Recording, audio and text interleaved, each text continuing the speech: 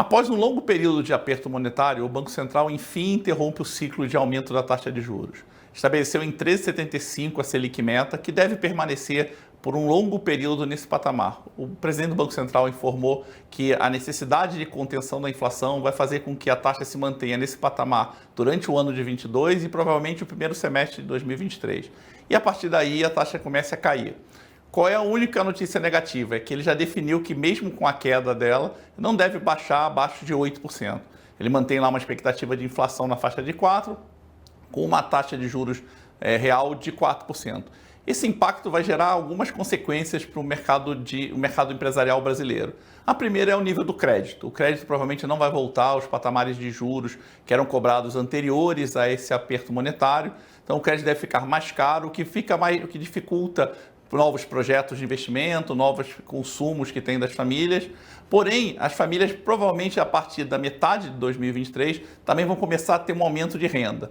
Independente do próximo governo, o primeiro semestre deve ser um semestre de aperto monetário por conta dos ajustes que vão ter que acontecer, mas a partir do segundo semestre a tendência é que o emprego retome ou melhore do que está hoje. Já teve uma melhora grande do emprego formal esse ano, mas sem crescimento de renda. E a partir da metade do ano que vem, a tendência é que a renda volte a subir e as famílias voltem a ter capacidade de consumo. Como as famílias são o principal motor do desenvolvimento brasileiro, o consumo das famílias, essa retomada vai fazer com que as empresas voltem a crescer, voltem a gerar serviços e as indústrias voltem a crescer. Até lá, a tendência é que tanto o setor de serviços quanto o setor industrial se mantenham ainda com uma certa recessão ou pelo menos numa certa estabilidade, sem ter grandes crescimentos em relação a isso.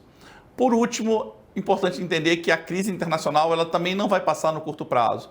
Essa crise de guerra que tem da Ucrânia com a Rússia deve manter o preço do petróleo e das commodities caras, ainda principalmente o petróleo, e a chegada do inverno europeu vai fazer com que esse preço aumente. Isso já vai impactar no preço do combustível, já tem uma conversa de aumentar o preço do combustível no Brasil, o que a Petrobras ainda não começou a fazer por conta da eleição, mas a partir da eleição, muito provavelmente vão ter um novo aumento de preços e aquela deflação que a gente teve nos 3 meses seguidos, isso não deve acontecer mais. Então, isso vai começar a ter esse impacto.